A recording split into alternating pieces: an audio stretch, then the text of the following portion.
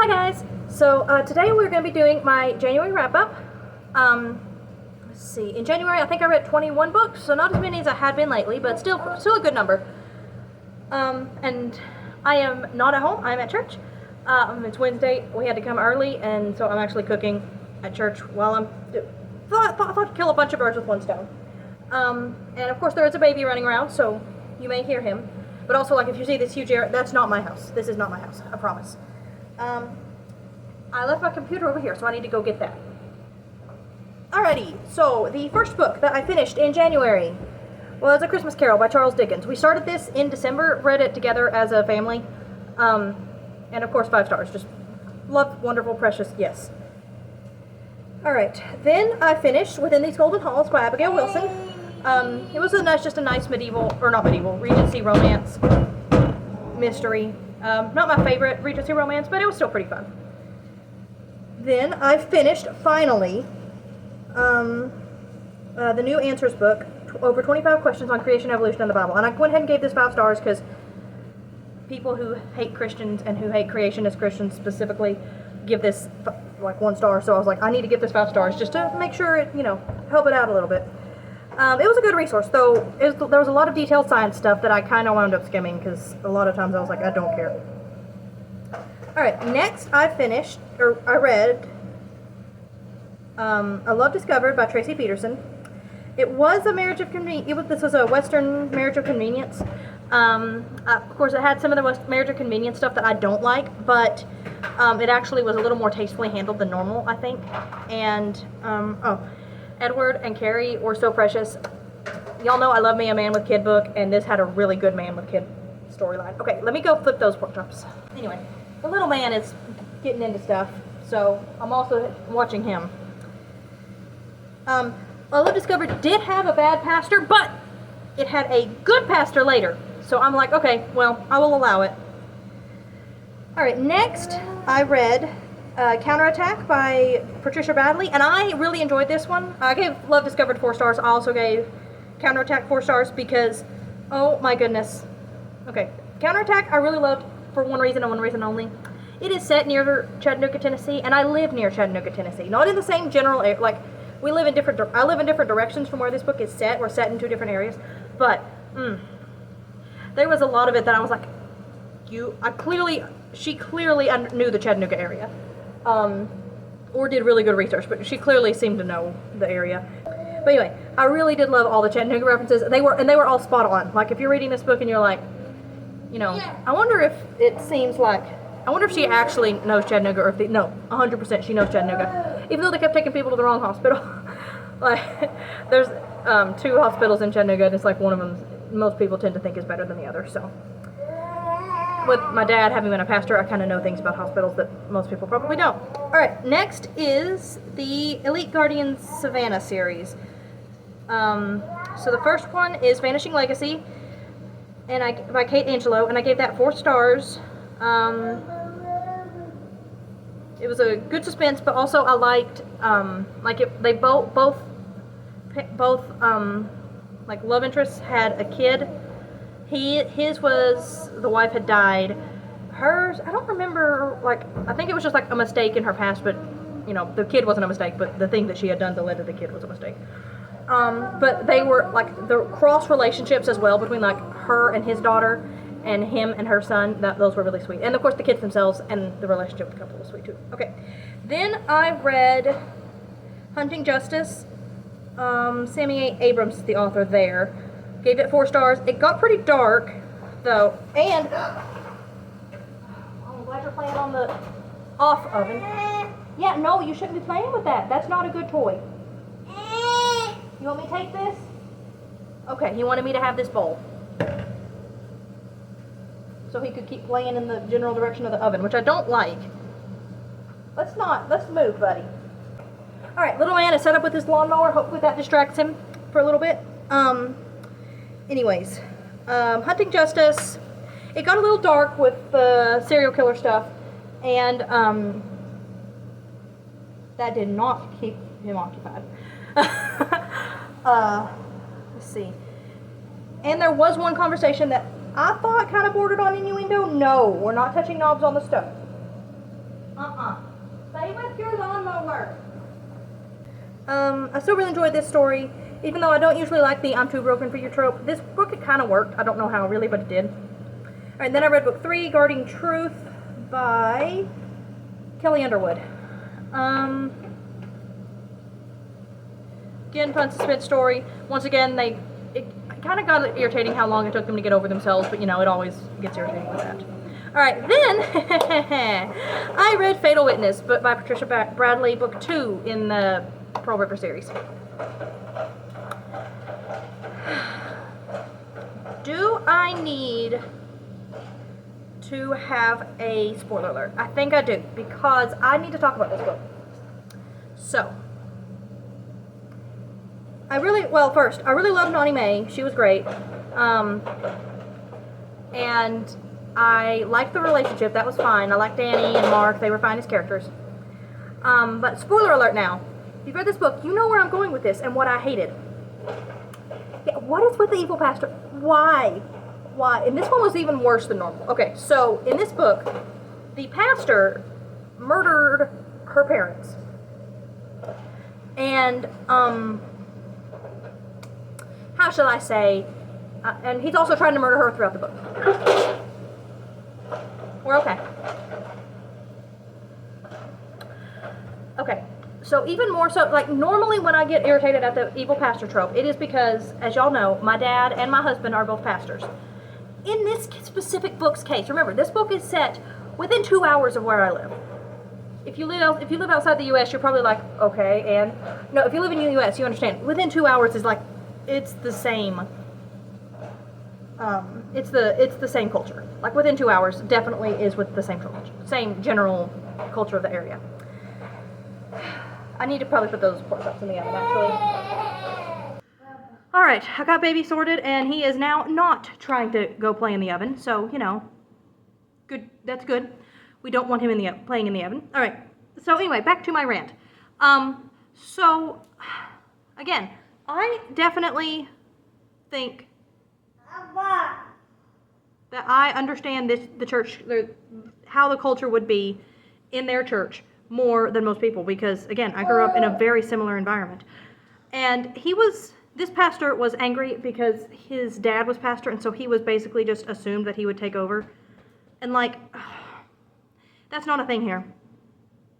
I don't know of any churches in the area where that's a thing in the modern day. It might have been the thing like 20 years ago, 30 years ago, 40 years ago. It's not the thing today, okay? I don't know of a single church, and I know of a lot of churches in this general area.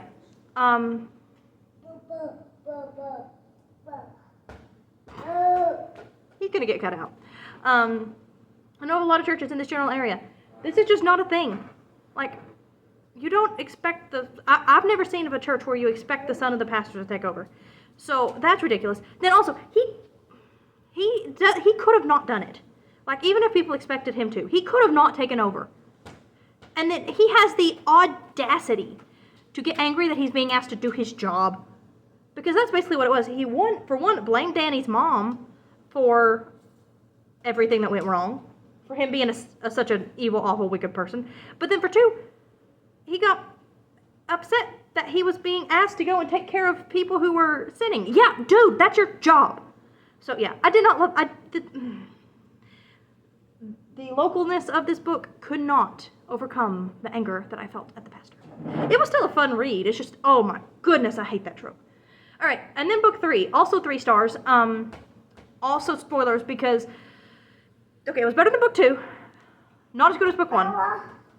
And he thought she was losing her mind the whole book. Like, no, that's not romantic of you to think that your love interest is going crazy. No. So, okay, anyway, moving on from this series, because book 1 was great, books 2 and 3, I will probably read more of her books. I did like the southernness of it, but, like, I did not love everything about those books. Next, though, I read a 5-star, and it was a nonfiction. When I read nonfiction, though, it does tend to be 5 stars, doesn't it? All right, this one in particular is the myth. This is The Mythmakers, The Remarkable Fellowship of C.S. Lewis and J.R.R. Tolkien by John Hendricks. Yeah, you know why I said this. You know why this is 5 stars now. But, let's see. The story of Lewis and Tolkien's friendship and their invention, or at least popularization of the modern fantasy genre, was very well told.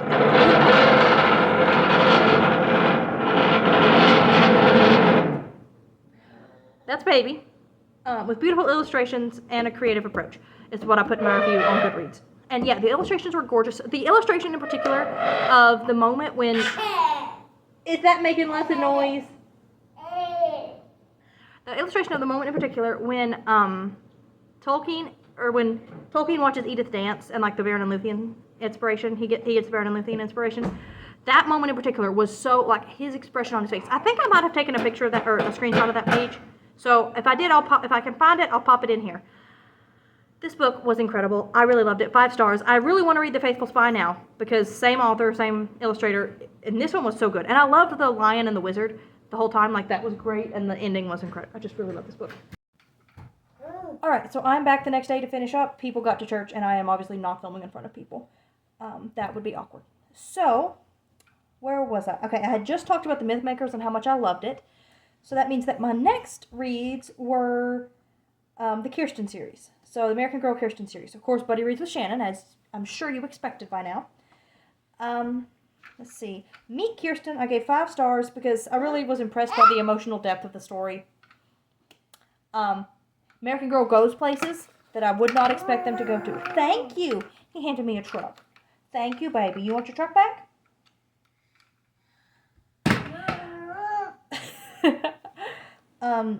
Then book 2, Kirsten Learns a Lesson. I gave 4 stars. I liked Kirsten's relationship with Singing Bird. Kirsten was so scared the whole book. And Miss Winston was problematic, to say the least. Alright, book 3, Kirsten Surprise. I gave 5 books. Definitely the best. That was probably the best Kirsten book, period. For once, her stubbornness and impulsiveness actually turned out for the better, I put in my review. Yeah. For once, Kirsten actually does good things with her gung-ho attitude. Happy birthday, Kirsten. I gave 5 stars. I loved Kirsten and with the baby and her friends. Oh, that was all sweet. Kirsten Saves the Day, I gave 3 stars because she is so stupid in this book. Like, she is an idiot. Complete idiot. She almost gets herself and her little brother killed. And, yeah. She's so dumb. And then book 6, I gave 4 stars. It was just wild and crazy. And, like, I don't know. It may have needed to be 3, actually. But I'll leave it at 4. But, like, what happened in this book? Why? Why did these things occur? Yeah. Then I read the Brothers Grimm fairy tales. Just a collection. Some were really fun. Some were really weird. Some were cute. Some were disturbing. Such is the nature of fairy tales. That's my review on Goodreads, and I think that's accurate. Gave it 4 stars. Leah, A Love Story by Lois N. Erickson. I gave it 3 stars. It was fine. Nothing unbiblical about it. It just didn't wow me. I reread The Cat in the Hat Comes Back. You wonder why? I'm sure you don't, because I read it to the baby. He picked it out and handed it to me. Did he really want me to read the whole thing? Probably not, but I did anyway. And then The Princess and Curdie by George MacDonald. I finished this on January 31st. Beautiful writing, whimsical story, great allegory. But the last page was very odd, and I did not love it. So the last page didn't happen. That's what we're going to say, is the last page didn't happen. Alright, so now we're going to talk about all of the yearly challenges that I took part in. Obviously, I took part in mine. And for mine, I read Princess and Curdie for the retelling prompt. Retelling? Was that the prompt? No, not retelling. Allegory. Yeah, I read Princess and Curdie for the allegory prompt. I'm sorry, I'm getting my... Because I'm filming on my... phone, which has all of the challenges and, like, the prompts and stuff that or the books that I used to fill the prompts, so I'm going to have to try to remember. So, for Anne's Reading the Classics Challenge, I read the Brothers Grimm fairy tales, and I managed to go the whole book without spending real money on a book. I did go to McKay's and spend McKay's money, but McKay's money is not real money, so it doesn't count. And I found all 3 of her scavenger hunt items, so I did really well on that. Let's see. For Chantel's Read Your Book Stuff Challenge, the prompt was beauty, and I put the Mythmakers for this because this is a beautiful book. Already talked about mine. For Amanda's, I did, the prompt was Coming Home, I think, and I did the, that Chattanooga book that I liked, Counterattack. For Cats, I'm trying to do 8, guys, I'm trying to do 8 yearly challenges this year. Will I actually get them done? I don't know. I'm probably going to wind up overlapping. This month, I managed to fill them all without overlapping at all, which is kind of crazy, but whatever. For Cats, biblical fiction, I did Genesis, I did the Leah book, because I was also reading Genesis in my Bible. So a note on how I'm going to complete this challenge. Every year I read the Bible through in the year, and so I can't guarantee that my reading of each book will match up with when she has the prompts, because I do a chronological Bible reading plan, and so I may not read the Bible book within that month, but I will still be reading it at some point within the year. So that's how just as a note on how I'm filling that prompt. All right. See, I still need to I need to figure out what I did for Jeanette's and Katie's and Oshina's, because those are the other 3 I'm taking part in. So let's see here. This is muted, so it won't start. You won't hear these videos start playing as I try to pull up their bingo boards on my computer, because I have all of that stuff on my phone, because I do all my editing on my phone. So I need to have that stuff on my phone, but, okay, I think, I actually don't remember which one okay. I'm going to have to stop editing and look, or filming and look, and then come back and tell y'all. Okay, so you know like 2 seconds ago when I said I filled them in with all different books? Yeah, I was wrong. I did not do that. So, Oshina's prompt that I filled in this month, because hers, I think it's kind of like mine, you can just fill it in whenever you read it. So for hers, I filled in New Purchase, and I put the Leah book, because that is technically a romance between Leah and Jacob. Now, it does not turn out the best, but it is technically a romance, so we're counting that. I have other books that I could fill in her other spaces, but that's the one I filled in, because I don't always go to McKay's often. We live a lot closer now, though, so we might be going more often than we should, potentially. But anyway, moving on to Jeanette's. The prompt was start a new series, and for this, I put A Love Discovered by Tracy Peterson. And then for Katie's, I filled in the Vizzini villain point of view, and I used Counterattack from the Pearl River series. So, those are all the yearly challenges. Will I remember to update you on all those yearly challenges every month? Boy, I hope so. I hope you have a great rest of your day, and I will see you all next time. Bye. Also, I have a little bit of exciting news. You're going to see this video added on to several others, so I'm just filming one separately. I love you. So I'm just filming one clip separately so I can just stick it into several videos. But I have started a Etsy store, selling bookish t-shirts with quotes and stuff. There's even one that has a logo for this channel and stuff. So I'd really love it if you would go and check it out. I have the link down in the description. And if you have any designs that you any quotes that you think would be good or something, just let me know. I might add those. No promises, but I might. So yes, hope you check it out.